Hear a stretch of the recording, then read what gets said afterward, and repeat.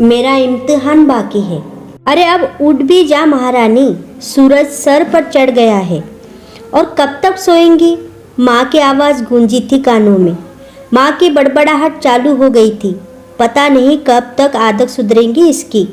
ससुराल जाएंगी तब मालूम पड़ेगा इसको। इसका दिन तो आधे दिन के बाद ही शुरू होता है। अभी तो 7:30 ही बजे है माँ, थोड़ी देर और सोने दो ना, कहकर जानवी ने चादर से मुंह ढाँप लिया था। पता नहीं क्या होगा इस लड़की का। सगाई हो गई है, कुछ महीने में शादी होने वाली है। माँ का आलाप अभी भी चालू ही था। घर रसोई में भाभी की खटर पटर चालू हो गई थी। सभी का नाश्ता बनाने के बाद खाने की तैयारी जो करनी थी। जानवी हाथ मुंह धोकर जैसे ही आई, टेबल पर चाय और बटर टोस्ट रखे थे। भाभी कितनी सलीके से सब कुछ मैनेज कर लेती है। वह मन ही मन इम्प्रेस हो जाती थी। माँ भी भाभी के कारण निश्चिंत रहती थी। घर की सारी जिम्मेदारियों को बहुत अच्छे से संभाल लिया था प्रिया भाभी ने। वह प्रिया भाभी के पास आकर बोली, भाभी तुम कैसे इतना सब समय पर मैनेज कर लेती हो? सबकी पसंद नापसंद का ध्यान रखना। जब तुम भी ससुराल जाओगी सब संभाल लूँगी। प्रिया मुस्कुराई। उसे मालूम था भैया की शादी के बाद माँ ने काम वाली बाई को छुड़वा दिया था, ये कहकर कि 4 लोगों का काम ही क्या है, बहू दिन भर करेंगी क्या? फिर तो सुबह से प्रिया जो घर के काम में उलझती तो दोपहर हो जाती। फिर धुले कपड़ों की तरह कर सहेजना, घर की सफाई, चाय नाश्ता निपटाते शाम के खाने की तैयारी हो जाती। पर प्रिया भाभी बिना किसी शिकन के सब काम धीरे से कर लेती थी। पर माँ को भी फिर भी लगता था कि वह कुछ खास नहीं करती, इससे ज़्यादा तो हम काम करते थे। पर भाभी कभी बुरा नहीं मानती थी माँ की किसी बात का। प्रिया भाभी को 4था महीना चल रहा था।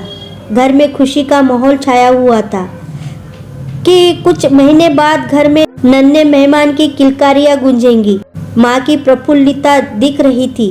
भाभी के घरेलू कामों में अब माँ भी हाथ बटाने लगी थी।